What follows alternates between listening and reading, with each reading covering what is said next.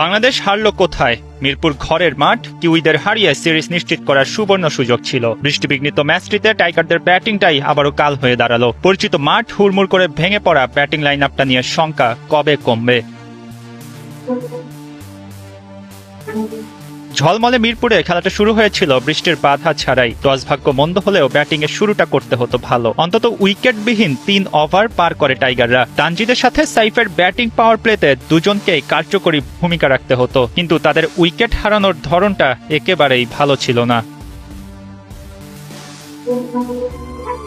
তাড়াহুড়ো করে বড় শট খেলতে গেলেন সাইফ, বাউন্ডারি পার হয়নি, ক্যাচে 16 রানেই বিদায় নিলেন। তানজিদ হাসানের সুযোগ ছিল, সেটাও তিনি মিস করলেন। নাথান স্মিথের ডেলিভারিতে হয়েছেন সরাসরি বোল্ড, অথচ ডেলিভারিটা তানজিদ খেলতে চাইলেন কোন পরিকল্পনায় স্পষ্ট বোঝা গেল না। 10 বলে 6 রানে ফিরেছেন।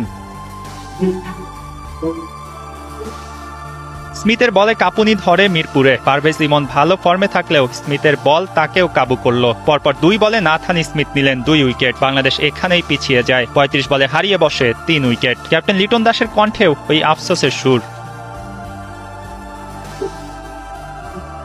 লোয়ার অর্ডারকে দায়িত্ব নেয়ার কথা ক্যাপ্টেনের মুখে, তবে প্রয়োজনের দিন দায়িত্ব নেয়ার কথা বেমালুম যেন ভুলে যায় টাইগাররা। ওয়েদারের ঝক্কি তো ছিলই, বৃষ্টির বাধায় খেলা থেমে যায়। 20 ওভারের ম্যাচ নেমে যায় 15 ওভারে। বাংলাদেশের দরকার ছিল আরও চার্জ করে খেলা। আগের ম্যাচে ব্যাটিং প্রদর্শনী ভালো দেখানোর পরও এই ম্যাচে হাবুডুবু খায় টাইগাররা। পরের ব্যাটারদের কাছ থেকেও ভালো কিছু পাওয়া যায়নি। লিটন দাস 17 বলে 26 করেই থামেন। তাওহিদ হৃদয়ের ব্যাটে আগের দিনের ছন্দ খুঁজে পাওয়া যায়, তবে সেটাও 33 রানের বেশি দীর্ঘ হয়নি। বাকিরা ছিলেন আসা যাওয়ার মিছিলে।